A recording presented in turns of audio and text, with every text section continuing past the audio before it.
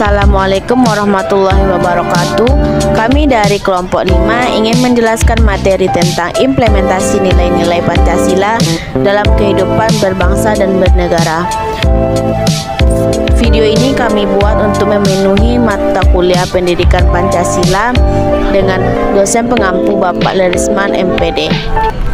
Assalamualaikum warahmatullahi wabarakatuh. Perkenalkan, nama saya Mutiara Wadi Pasari, NIM 22129328. Saya dari jurusan Pendidikan Guru Sekolah Dasar. Assalamualaikum warahmatullahi wabarakatuh. Perkenalkan, nama saya Lisa Raini, NIM 220218, jurusan Pendidikan Seni Rupa. Assalamualaikum warahmatullahi wabarakatuh. Perkenalkan, nama saya Zahra Saniananda, NIM 22022052, dari jurusan Pendidikan Guru Pendidikan Anak Usia Dini. Saya Aulia Febriani dengan NIM 22020097 dari Prodi Pendidikan Seni Rupa.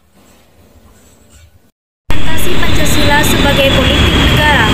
Menurut KBBI, politik adalah pengetahuan mengenai ketatanegaraan atau kenegaraan seperti tentang sistem pemerintah, dasar pemerintahan, dan lain-lain. Pancasila sebagai pandangan utama dalam kegiatan politik. Artinya, apabila ada sesuatu kegiatan politik, perlu dikaji dan dikoreksi apakah ada atau tidaknya dengan Pancasila. Implementasi Pancasila sebagai ideologi negara yaitu: 1.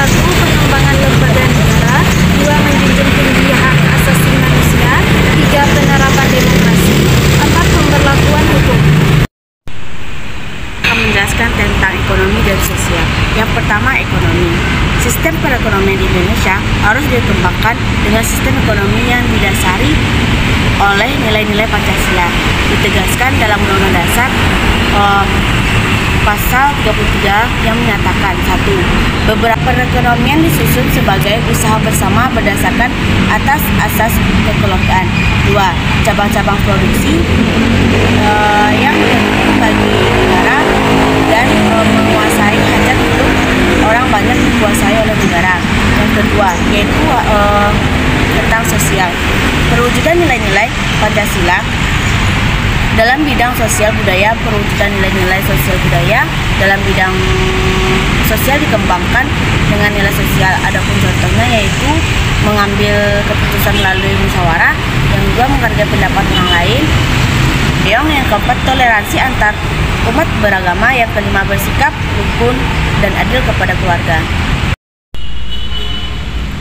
Selanjutnya yaitu implementasi nilai-nilai Pancasila dalam pertahanan dan keamanan. Yang pertama yaitu sila ketuhanan yang Maha Esa. Nilai ini tercermin dalam upaya membangun kekuatan pertahanan dan keamanan yang bertumpu pada keyakinan akan adanya Tuhan yang Maha Esa. Kedua yaitu kemanusiaan yang adil dan beradab.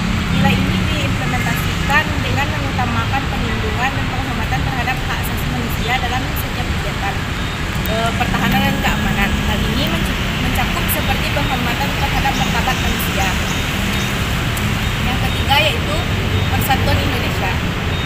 Nilai ini diwujudkan dalam upaya membangun kesatuan dan persatuan dalam pertahanan dan keamanan. Yang keempat, pada sila keempat yaitu nilai ini diwujudkan melalui partisipasi aktif masyarakat dalam pengambilan keputusan dan pelaksanaan kebijakan pertahanan dan keamanan. Dan yang terakhir, pada sila keadilan sosial bagi seluruh rakyat Indonesia, yaitu nilai ini tercermin dalam upaya memastikan keadilan sosial dalam setiap aspek pertahanan dan keamanan. Setiap seperti contohnya yaitu distribusi sumber daya yang adil dan kesetaraan akses terhadap perlindungan keamanan. Implementasi nilai-nilai Pancasila dalam kehidupan berbangsa dan bernegara berperan penting dalam menjamin dan melindungi hak asasi manusia. Pancasila sebagai negara dasar negara Republik Indonesia mencerminkan nilai-nilai universal yang mendasari hak asasi manusia. Berikut adalah beberapa cara implementasi nilai-nilai Pancasila dalam hak asasi manusia. Yang pertama, ketuhanan yang Maha Esa. Prinsip ini menegaskan bahwa semua individu memiliki hak untuk memilih dan menjalankan agama atau kepercayaan sesuai dengan keyakinan masing-masing. Negara harus melindungi hak individu untuk beragama dan tidak melakukan diskriminasi berdasarkan agama atau kepercayaannya. Yang kedua ada kemanusiaan yang adil dan beradab. Prinsip ini menekankan pentingnya menghormati dan melindungi martabat serta kebebasan setiap individu. Implementasinya termasuk menegaskan hukum yang adil, perlindungan terhadap diskriminasi atau sosial, penghapusan pekerjaan paksa, dan perlindungan terhadap tindak kekerasan. Yang ketiga ada Persatuan Indonesia. Prinsip ini menggarisbawahi pentingnya pemupukan persatuan dan kesatuan di antara masyarakat Indonesia yang beragam.